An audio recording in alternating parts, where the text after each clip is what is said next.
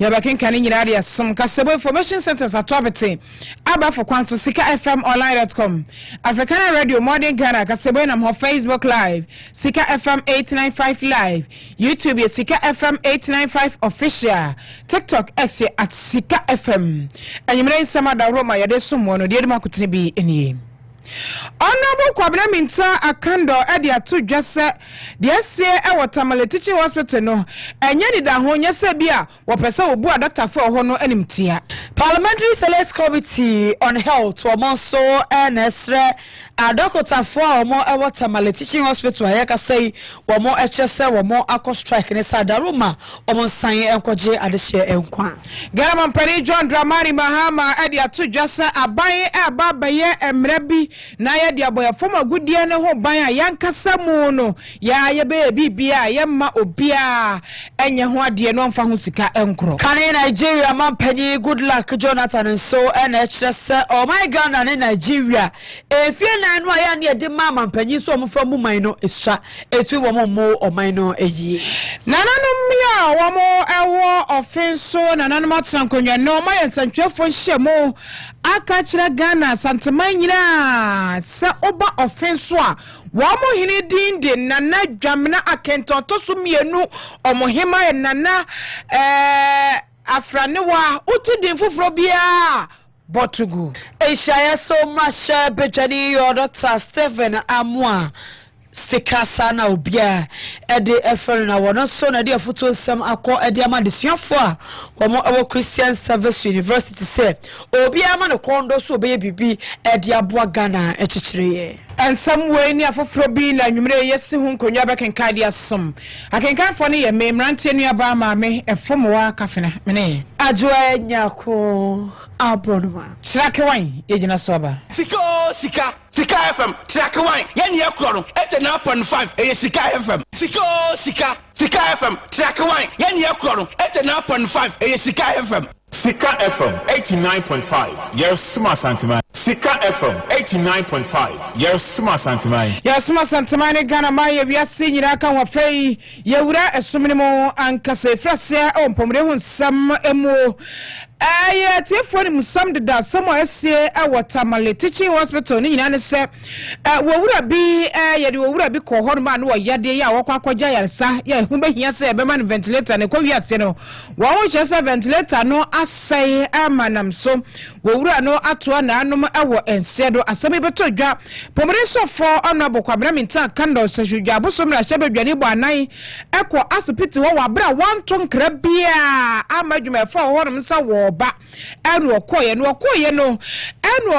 accident and emergency department onomo ekwato doctor nia wono ewo Dr. Valentine Akorpau wakokoto no adwo chese nkomodie no ankoyie papa atetea bi ekoso ya chese minister no akotetea doctor di no owo hono na ho sembe to social media ama ye yompo de kokosi ya ne Tamale Teaching Hospital si wo hono mo Dr. Atiku wo mo ayi ho ade foforo ade aba Ghana Medical Association perifere krata tenten aba bonte achese sedi wo sofo no ane Dr. Valentine ekasa no ankoyie kura wabu Dr. ni no nimtia abu adwumafo na wo honom ni nyina nimtia manimtia bu ne kura no ebi abaka Ghana Medical Association for enti dia course no antwa ye wo mkasatia eno no chese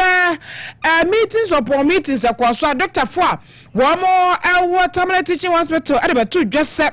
enya de so wo mbekwa adwuma wo mo atietua ama wo kwa ya abo ababia udi kan kwa de frɛ ho OPD no nya de se wo mo adwumafo wo ho beba agise wo bia ya gina to ayasabia ho nko a en wo mo ebehwe no wo mo kan ye ne ka se bia wo mo de hurahura ye ne se kɔhwɛ Tamale Teaching Hospital ho enkofo ya de kwa akɔgya ya sa ho no wo mani akotutu akɔ mo nsem sanso obi ani ho no ma wo hwɛ wo mo enam so Emma Honorable Kwabena Minta Kando so for him pomre hu nsam so ade ababa to abonti se wo de was Dr. Fonua da se beya wo mo emfa tuatia no ensia na fei wo mo nsinkonwa na asam no aba no wonom kansan se sabiom predi asam ba ye second twam enye kira no ya ene de kam anu chi Honorable Kwabena Minta Kando asan so akire se kwa woko ho no a wa ma ne ande si ho no no a mafo so pa no nyese bia wo ye na dwene se woko ho no makwa akogbu adoctor fo ne adwumafo ho no no animutia woko akogbu wo no anim ase bia na se bia wo hyeda akwa akodi wo matem da bi enye santi ema okọ ho no ono abokwa na minta akando. My doors are widely opened. I'm not a perfect human being, but I listen, and I'm prepared to work with everybody in the sector. So let's all come together and work together for the betterment of the health sector. It can happen to everybody. It happened to me when I had an accident. The first place I was rushed to was Nyenyi District Hospital. I never imagined that I would one day be at Nyenyi District Hospital, but I was there. And so today, sitting at where I sit, I will contribute my quota to the development of this sector. I have absolutely no intention to disrespect any medical doctor or any health worker. That will be the last thing I will do. But indeed, let it be said that respect is also reciprocal. I know that for the past 2-3 days, I have been speaking to stakeholders in this sector. And please, it isn't everything we can put out there as leaders. I am prepared for us to come around the table and discuss whatever we need to discuss. And so my humble appeal to my wonderful medical doctors and health professionals at Tamale Teaching Hospital is that I am the first person to take care of your interest. And therefore, let's call off the strike and let's all regroup and strategize going forward. Honorable Kwabena Minta akando nie wasidi ato abamuwa Salem na wawu no betumi ato bia oni sei wana anwene ho da se nyina hin hospital wo kra wo betwam ho mpo nanso na anu bia wonya akwanhia ene ya mo na anwene ho mo na anwene ho anwene chip compound nyina ho nya clinic mpo chip compound nyina mo na anwene ho esanse munnim dwonkuku a ade abeche so enuachi na wasanso esrese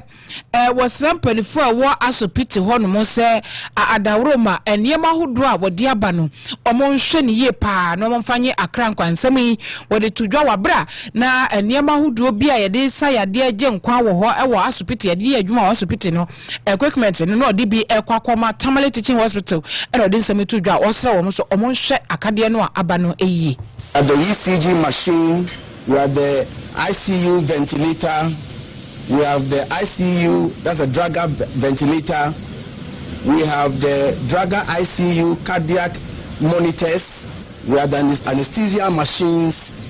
and we have infant incubators. There are about 35 items that we are going to donate today. The health sector of this country has experienced decline for the past 8 years. And for that matter, I acknowledge that the health professionals have worked under challenging circumstances. I am the first person to appreciate that. And we are committed as part of the reset agenda in righting the wrongs. But I know that it will not be easy. Irrespective of the challenges, what I want to appeal to all the facilities in this country, that let us ensure the optimum utilization of the limited resources available to us. And that includes the management of the base. Eni ati ye mpomre so afọ na Kwabena Minta akando. Era so won pomde ho ensemo na na dey so Parliamentary Select Committee on Health almost so ebonan Eastern Regional Hospital Kofodua ekosra bomo na womo hono na health committee womo so esra adokotafo a womo Tamale Teaching Hospital ayeka sei womo strike ni sada room womo san adwuma ekoje akra enkwa na chemoda emra shebedwani worumanya fa Alexander akwasi akwa onu no gina ni nuamu na muo de chopa de ema adokotafo ya omo Tamale Teaching Hospital say omo eco strike is our stromo omo kwa adwuma na bio so omo ne panyifo ntena se na omo enkasa omo san kwa adwuma na afro omo fa konyesie enka sam no a aba no entie no. Yes, we are concerned. We all know the incident that led to the withdrawal of their services. We have already condemned the minister that his actions was capricious, his actions was uncalled for, it was too high-handed. But you see, two wrongs don't make a right. It's been said, when two elephants fight, it's the grass that suffer. And so we want to make a passionate appeal to the doctors at the Tamale Teaching Hospital to calm down. They make demands. If the minister was so furious and was so angry to attack them, sort of, then he should be angry to provide all the demands they have made so they can go back to work. But in the absence of the minister finding resources to provide them as if it's so easy, we are appealing to the doctors to go back to work to save our patients. Honorable Alexander Kwasia Kwawiye and our catcher or software or shampoo, they want some so say. Ebaya will share one can come on to the yam. O man come and bluff from the Montoni yam na fee. I can't dear no. Tamale Teaching Hospital, the Ababo, taste so here, sana, or Makwe Juman was share now 1 year and 5 a moment. We've already issued a statement, and we think that he has to slow down. Honorable Akando is somebody who's so passionate about what he does. He's been on this committee for 8 years. He was a ranking member. We have traveled with him to Tamale a lot of times. He knows the situation in Tamale. Now he's a minister. He's not a ranking member. We who are in opposition are calm and we are handling it because we have the experience. The experience is that you don't handle healthcare issues with this kind of rabble-rousing. No, he has to calm down. In opposition, he was doing that. In government, he wants to do that. He will incur the displeasure of the healthcare workers, and it will not be well for him. Achimodama Shepjani Onumanya for Alexander Akwasi Akwa. Yanto Kase3 so na fe yenwura ensefofro emo Ghana Mampani John Dramani Mahama edi atu dwase efisa abreya ekoya abaye beye enhehefofro emra ya yede ba beboye former gudie ya yetu ewo memu hasei eho ebra na samra no ebeboa ye na ya kasa former gudie ni yetu a ezase ebepa ho ezase chinchin mu ezase ewo ni yeso so ya kasa be ya de ye be manage ye bibia ewo ye memu hanum sei na esomfaso no etume aboye Ghana Mampani John Dramani Mahama edi nsem we nyina etudwa ewo nhemudie kase bia ekoso ewo eye ada na ni nyina eni se Goldfields mines womo aba wo memu anase wo mbe ye adwuma wo memu mfinhia aduasane daman eno mutu fom agudie mfinhia aduasane ya jese tumikrata ye de ema woroma womo ade tu fom agudie wo memu no ya de se sa tumi ni nyina asa spy ya jese womo so mkuku no wo nkaka enko no na JDM HSF yankase ba ye hyehyɛ ya ye ba be fa sa adwuma no ade ato ye ho so se omayi Mampani John Dramani Mahama. Recently we had a little issue which we have resolved with one of our mining companies whose lease had expired after 30 years, and it was our desire to take it over and use Ghanaian expertise to be able to also exploit that resource and let the benefits remain in our country. Happily, we reached an amicable resolution to work together to transition that mine into Ghanaian ownership. But it leads me to what my thoughts are, that we must have an indigenization program for taking control of some of our natural resources. And so in the next few months, we'll develop a policy on indigenous participation in our natural resource exploitation. And anytime, we're not going to expropriate anybody's concession or anything, but anytime a lease comes up for renewal, we would want to negotiate to see that there's more Ghanaian participation, indigenous Ghanaian participation. Ghana Mampani John Dramani Mahama Enie go face for womo to me kratano ewu ye no na nke yanka se pese fatu ye ho so na ye ade ho nsam yompo na so nyame adom ensam no yesiese ya ade na so nso ho a omo siese nsam e ba ni nyina na so de Mampani ahwe ni mo ne se fi na ko yanka sa bibia e be fatu ye ho so ne ya ade afenso se basa adwumakuo bi ba so oba betu fo magudie ni ade a enhyehya ye be ne se ye fa Ghana fo aha dodo na enwura mu sanse ajapade no ya dia eti ya ye fa Ghana fo dodo na enwuram na ya ye nye ho adwuma na so mfa so no emra ya ye ho ye to so enko kane Nigeria Mampanyi Orumanyafo Goodluck Jonathan na kache na wono so ana di nsem abetu dwa efa efie nan a bibire masasetame so de Ghana ne Nigeria pe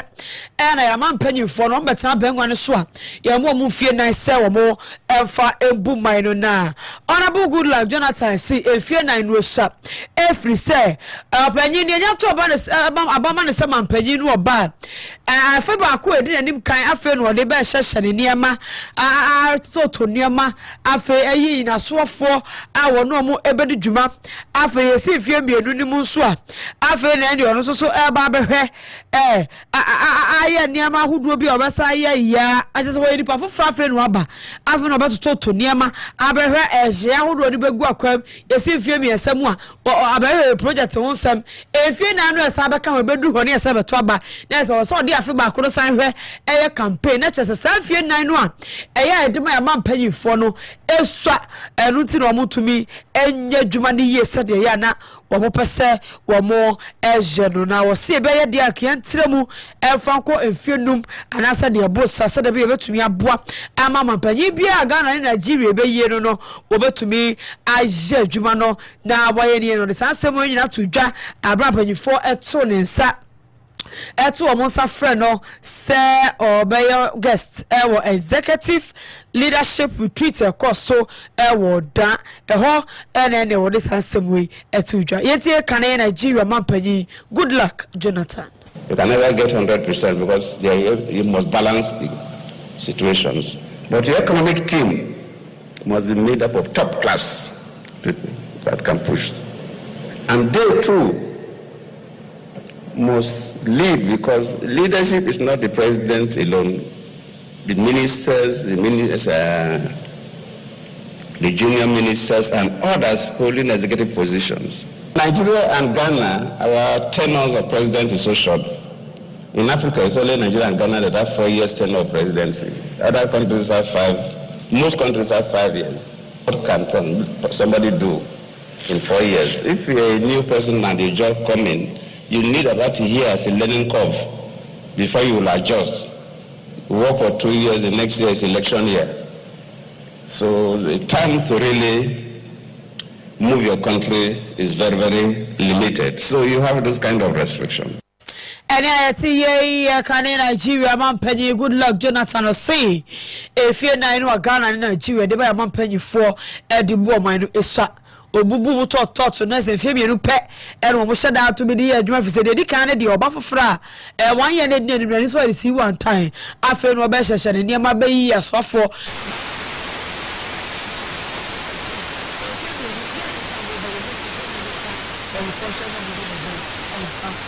ya de kasebo no akọ offenso ene offenso nanano mo atena nkonwa wo mo ayensantwefo nhyiemu ene wo mo kyese wo mo ka hye offenso ban asantema nyira ene Ghana ma ne wiase nyira se oba offenso a ohine a yewura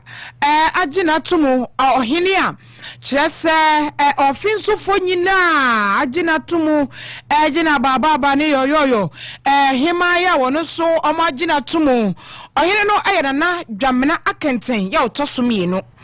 omuhima ayena na afranewa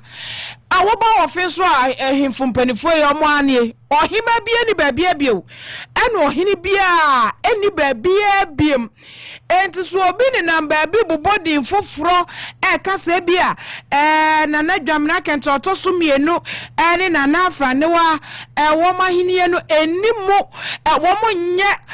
offenso na nanmo twenkonya himfo wo ma wo ya wote asem na botugo botugu na akwa nkrata mu a enfumuenu ya mabɔ mudin ohini no a oba hemai wo mudin na won nkrata so se wo mo na edi fi nso akonwa enti so obi ni number bi no ke cancer foforo bi a wo ya wutiatie ne tra na twam kɔ na kwa oba bi enka bi kura esan se do ya ne kane mom na enimu ene santwafo hyɛ na se na kwa kudua otoso mienu offensu ni fahene na nankasa e kire nsem ni mu yenti no Nancy Yadakia, affair, and San Yadakia, press conference TV, Akosu, and Sonima Dada, said, now some to him, and also 2 4, a number of other side, except in the man, you fake, I mean, the man. I mean, super, said, send me a calling in idea, a cock, you are 2 4, you cannot let you know, we fake. Nyambra sem kwa yemusem santozine yewura tinso kunya tabi yeti ene sikeja na santi man nyina so na di ni tu ene hima aba so aba bi hima am ya gina tu santi man na ko ba bia asa wu san ba bi e ka ta ante mo ya na so to nanam so ya anka bi bia na so so no de yewura na o tia ko na fo mo ono kwa na se dan fa ni di ni buo amam ni e fle mo ha ngeya ya ko se kan yi sem de na some na kan tan of shine na jua fa ni wa no o to so mi ensa onu asi o matu tanti man ka de tinu crowd ya so nya ya untimi nya wu ka de tinu de yi de enso so be ya jua tinu na ni nya so let's try at reference my ka ko try tire tanti hini na ma o ye den o ye kan so we try ne dia and the income can get it in your way, and said, you need a person of coffee. Just then, now, I'm on the uncle, sister. She said, when you might be a friend and tell myself,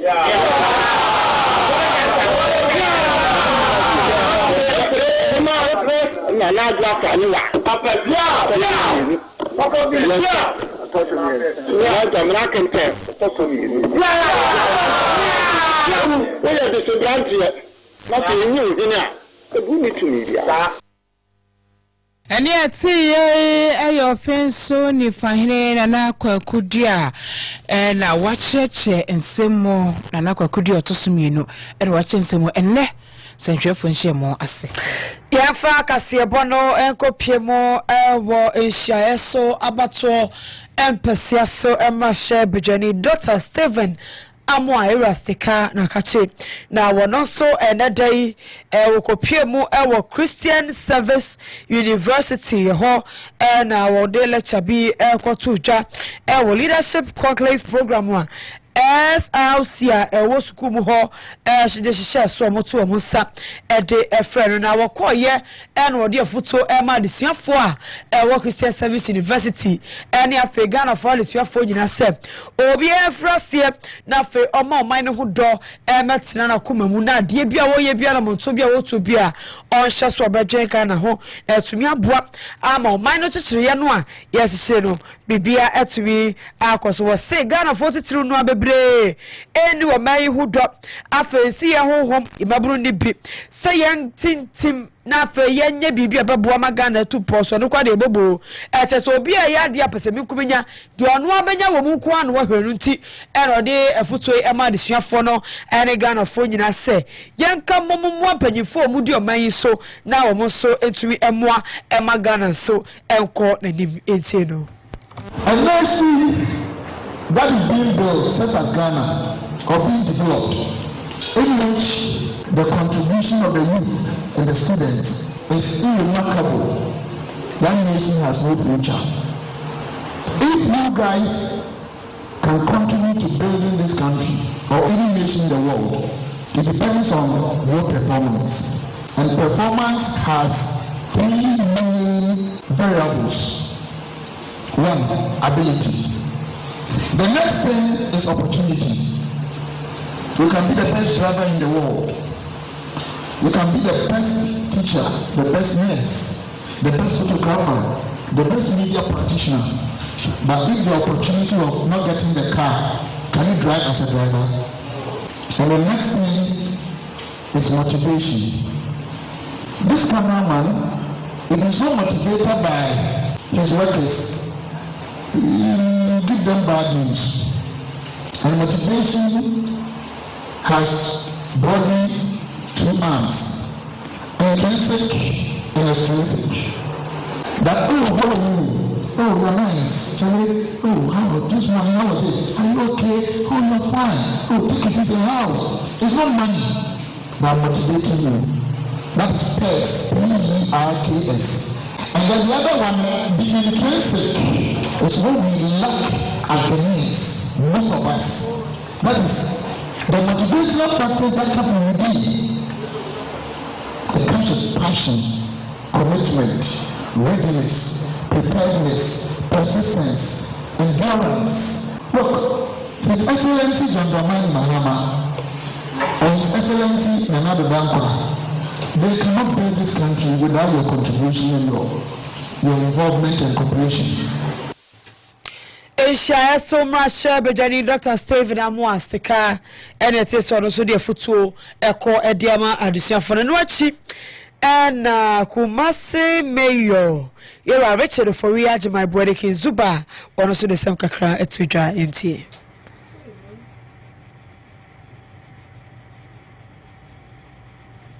Obi enya kwenya baha na odi sinani so say odi akani eho ekita wan na sa nipa no da ati ayehwe magana no wan na mo no pese otu na akani ehunhum ensede ni Ghana ha enti asa wona mo wa na ababa beto enti yensiesie enipa ho enti egofo bebre be ya akani a na wono go oni ani so ade hu no enti de wo mu ye na wo bobo wo ni ankasa ho eba eni adwentre eba betwe wona adwensi de a wo so osua no foforo a yenyeye na wono so enya kwenya se obeya akanifo abra wa wie asuapon na wetima ye bebe foforo ama Ghana man so etimeto ne mpo de eso be ban fa so ne se ye nyina ye be hu yen bobre se Ghana fo de ye hu de o se ye yo de also ye bibi ma aban ensise ya oye e ma enuma ye beba no also ye KMA boss honorable Richard for Riaj my brother King Zuba and it is also dear futuma Melbourne President of the Mass Student Representative Council, War Christian Service University, where Richard Usu on so age now. I shall for the and then more at dampening for on the war more to Medino, I say.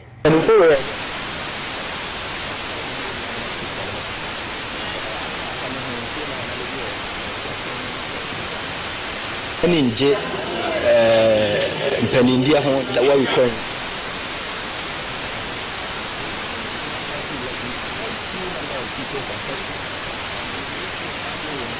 to us entemwa ebe ha adwin because mofra ne manche ne mabawa omo eba they have a lot in them omo to the alpha ama oman no so akone ni to the eye no eya de a ye de e kire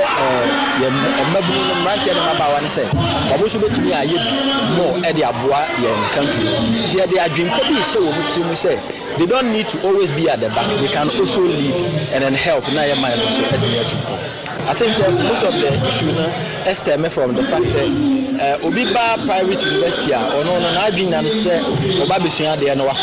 adusua na na ye wona adwin but say ya nhwe ne ankyere wo mo say o betimi aye more than just learning betimi aboa ma o nso de nyankopon de adu o na pie na o so de aboa ye man no e mo say de enti amanfo do na anfo mo ho nhyem e private universities mo no so o mo susu say empanifo bi wo soro ho o mo na agetumi na boso wo ya panyini abi a wadi mfia adusia aduoso but o mie kwan nim e man kura ne mba sabi if you are able to tap into we will be able to help the country. Student Representative Council SRC President of War Christian Service University yewa Richard also yanto akasere so na yanko nyina hiri na wachese na no pay asoja fo ene manfo bi omo nyina hiri edebo ani ko wiase nipa bi eprepra emu odin kra amo nipa ba kompodie wafemo atoa na anom ewo ensiedo ya emu ba ko ni pra ni mpo emu odin de na ba konfa noche aya sabi a chese wo ba beje ayarha nisa na wachese emabro mo nyina hiri ho no mo ko akokra obi na soja for nso twam omuduro no mu nse nkofo hyehyehye wo ntade abia no de wo mu hu de ne wo mbedwa pa wo mbetoloto agu so papa ne yesem ngoro ye ngoro enu ani o na assembly member o patam ho honorable Clinton Dako ene bopri ni se asam na nkasa eye de nkyere ye mu ai ene o kyere mu we met a military personnel in the van in a cab. Then they stopped and confronted one guy, which name is called Akosilala, and they told that guy to remove his military uniforms, and that guy removed the top. And when they are removing his down military uniform, he refused. Then it goes to an odd exchange, and some of the guys were even throwing things. And I think some of the sources, one of the military officers, and from their own intelligence, they decided they have been attacked, and they started exchanging their guns. Then one of our guys, which name is called Akosilala, a deceased one, was shot dead. Yeah, that Akosilala was shot dead. And all of the guys was also injured, and currently they are at hospital. It's the assembly member Honorable Clinton Dako and Wachech and Semnimo Ede Achre said them kind one and Honorable Canbrofo Ede Achre no soja phone who said Manti Bishisha Wamo come webi Mongro eniu na kwakofa atuyenchemi edi abai adwa okofia mama bebusa say okho koye den eye na moko koshe so just what they call defense akope girls anasa no de sa kama ndo mu ho no madwo sa adwa enya profession so those go doctor for atade enche na mabonte ko fa enya profession asem prefer muso ankobi intitra ba bi na bia wo ye na kura no mu ye na ye ne sa ko ba bi wo so da yo fa na ba kobia no mu ntire wo eno na mo bia wo na mo bia nya wo hwe what you say ena ye de na hyewo edio kase bonesi ewuna ase e de newsroom adwumayefo nyina ya reporters ebo adwumaden Kwame Ofori Aboaje e wo newsroom ye semfo yo falasa no koji abo